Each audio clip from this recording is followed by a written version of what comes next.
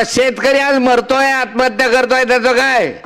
आत्महत्या थांबवण्याच्या संदर्भामध्ये राज्यपालांनी एक ओळीचा उल्लेख केला नाही, एक ओळीचा, का महाराष्ट्रातल्या आत्महत्या थांबल्या शेतकऱ्यांच्या? साऱ्या शेतकऱ्यांच्या आत्महत्या दिवसेंदिवस वाढत आहेत. कशामुळे? एका बाजूला महागाई वाढली, दुसऱ्या बाजूला खतांच्या किमती वाढल्या, तिसऱ्या बाजूला शेतमालाला भावने. आज कांद्यावाला नाशिकला रस्त्यावर आहे, परवा केळीवाला रस्त्यावर येतो. काय चाललं राज्यामध्ये? कुठेतरी हमीभाव आहे. हो, राज्यामध्ये पावसाळ्यामध्ये नुकसान झालं, पावसाळ्यात अजूनपर्यंत नुकसान भरपाई मिळाली नाही. केळी पीक विम्यासाठी दररोज आंदोलन आमच्याकडे चाललंय. सावद्याला आज बसले होते लोक.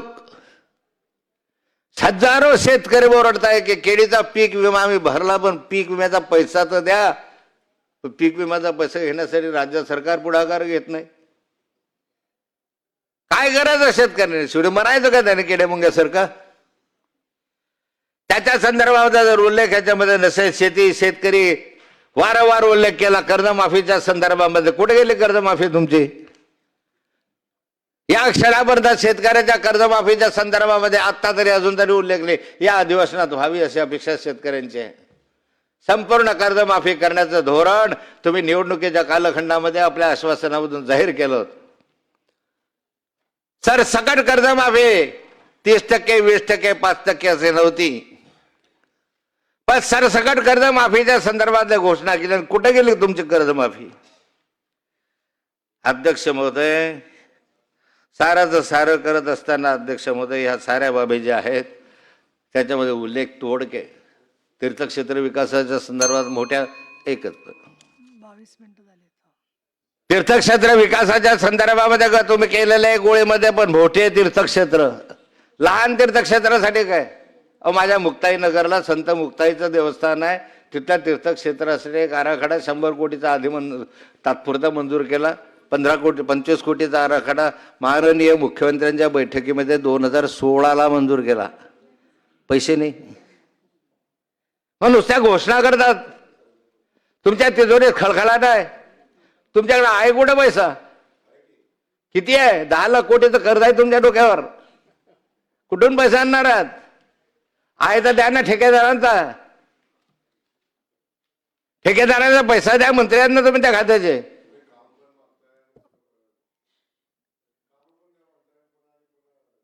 अरे काम द्या, तुमचं दायित्व आहे. काम द्या तर पैसे देणं तुमचं दायित्व आहे. कशाला का ठेकेदाराचं कामं करायचे तुम्ही नुसते त्यांच्याकडून करून घ्यायचं दलालीसाठी, कमिशन घेण्यासाठी, 5%, 10% कमवण्यासाठी कामं मंजूर करतात. पैसे द्यायच्या वेळेला टाळाटाळ करतात. द्या ना पैसे असतील. पैसे तर का पोकळ घोषणा करताय? ते राज्यपालाने कर्जावर बोलायला पाहिजे. मी बोलेल पुढे ज्यावेळेस माननीय वित्तमंत्र्याचं भाषण असेल त्यावेळेस. राज्याची परिस्थिती नाजूक आहे. आणि अध्यक्ष महोदय, मी शेवटचे 2 विषय आपल्यासमोर मांडतो. सरकारवर निवड टीकाच केली पाहिजे असं नाही दरेकर साहेब.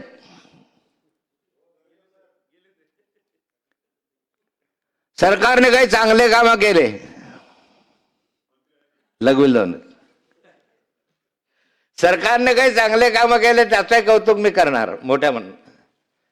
मला माहित आहे मुनगंटीवार साहेबांनी गुंठेवार, आपल्या बावनकुळे साहेबांनी गुंठेवारीच्या संदर्भामधला कायदा केला. महाराष्ट्रानं स्वागत केलं. राज्यभरामध्ये गुंठेवारीच्या संदर्भामध्ये जो प्रॉब्लेम होता 1 गुंठा, 2 गुंठे, 10 गुंठे, तो साराचा सारा गुंठेवारीचा कायदा राज्यभरामधून त्यांनी करून 1 गुंठ्याला सुद्धा परवानगी घर बांधायला दिली. त्यामुळे पंतप्रधान आवास योजनेचे जे कामं होते ते थांबले, आपले सुरू झाले. 1 गुंठ्यामुळे पंतप्रधान आवास योजनेचे कामं मोठ्या प्रमाणात थांबले होते, आता ते सुरू झाले.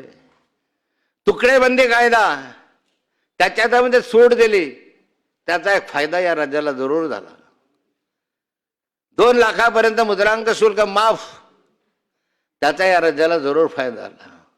अनेक काही चांगल्या योजना केल्या, अनेक काही चांगले धोरण घेतले. 30 लाख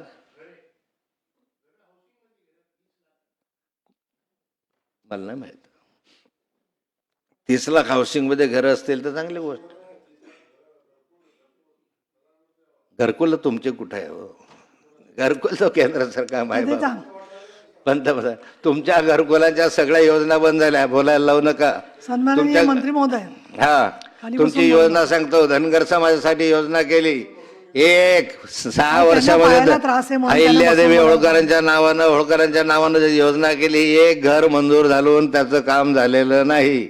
एकलव्य योजनेमधले काम तुमचे पूर्ण झालेले नाही. उलट चांगलं सांगत होता काम चला, सरकारचं त्यांनी ते बोलले सांगा. म्हणून त्यांना सुचवत नाही नाही म्हणून बघू नका त्यांच्याकडे. काही काम याच्या संदर्भातले झाले. पण मी माननीय मुनगंटीवार साहेबांना सरकारला सांगणार आहे की या राज्यामधले वाळू माफिया आणि मुरुम माफिया अजून थांबले नाही. उदाहरण देतो आपलं मंत्री महोदय आपल्याला. 26 वेळा या महाराष्ट्रातल्या महसूल मंत्र्यांना, माझ्या महसूल आयुक्तांना आणि कलेक्टरना मी पत्र लिहून सांगितलं की या ठिकाणी अशी वाळू या 1.5 वर्षामध्ये वाळू माफिया चालू आहे, बंद करा. मी समक्ष किती वेळा बोललो, उलट माझ्यावर गुन्हा दाखल झाला विचार करायला होतो. 26 वेळा पत्र लिहिलं 1.5 वर्षामध्ये. स्वतः आमच्या जिल्हाधिकाऱ्यांशी बोललो. जिल्हाधिकारी अभी करते हैं, जिल्हाधिकारी बदलला दुसरा अभी करते हैं. का करत नाही जिल्हाधिकारी? अगती काय ताकद आहे तुमच्या जिल्हाधिकाऱ्यामध्ये? कमजोर झाल्या जिल्हाधिकारी. माफियांच्या नावाखाली, माफियांच्या दबावाखाली जिल्हाधिकारी कमी झाले. रेव्हेन्यू यंत्रणा करा, तुमच्या ताकद असेल तर बंद करून दाखवा. मी तुम्हाला दाखवल्या स्पॉट, मी स्वतः गेलो त्या ठिकाणी, तुम्हाला लाईव्ह लोकेशन दाखवलं, लाईव्ह काढताना जे दाखवलंय. कलेक्टर बुलढाण्याला कळवलं, त्यांना कळवलं, ह्यांना कळवलं. जे चांगलं काम आहे तेही तुमच्यानं का होत नाही? कारण इसके ऊपर नाना भाळी आहे. नाना आमच्याकडे पैशाला नाना म्हणतात. हप्तेखोरी भारी आहे.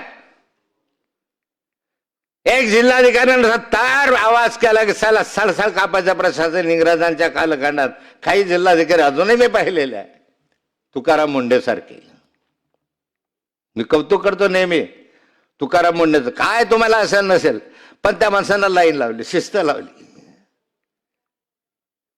सर हे आमचे जिल्हाधिकारी, यस सर, फोन केला की उठून उभे राहा, यस सर. अरे क्या यस सर लगाया? कोण बंद करणार आहे? काय आम्ही करणार आहोत? तुमच्याना बंद होत नाही. मंत्र्यांनी ताकद नाही. 26 वेळा मंत्र्यांना पत्र देऊन उत्तर नाही. 26 वेळा पत्र देऊन नाशिकचा आमचा कमिशनर मला पत्र देतो की आम्ही कारवाई करतो आहोत. करा कारवाई. जा सांगा तुमच्या जिल्हाधिकाऱ्याला सस्पेंड करा. हा माणसं का नाही सस्पेंड? कारण हप्ते पोहोचतात वरपर्यंत. हप्ते वरचा आकडा मी सांगू शकेल कुठपर्यंत आहे. तहसीलदार असू शकेल, प्रांत असू शकेल, वरचा एकच अर्धा मिनिट फक्त. अरे माझं आव्हान चॅलेंज आहे या सरकारला, चॅलेंज.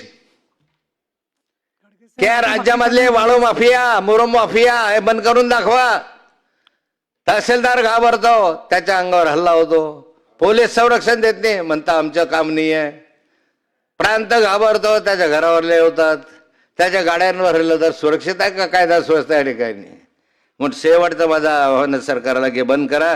किमान आमच्या मतदारसंघात जर 26 पत्र दिले, 26, माझ्यासारखा माणूस ज्यावेळेस 26 पत्र 1.5 वर्षामध्ये येतो तर ते दखल होत नाही. किती संवेदनशील सरकार आहे. वा राज्यपाल महोदय, मी तुमचं अभिनंदन करेल यासाठी की इतकं निगरगट्ट सरकार आम्ही कधी अनुभवलं नाही, ते आता अनुभवतो आहोत. मी ना आपल्या या संदर्भाला खेद व्यक्त करतो आणि माझे 2 शब्द संपवतो. याच्यानंतर दादाराव केसे.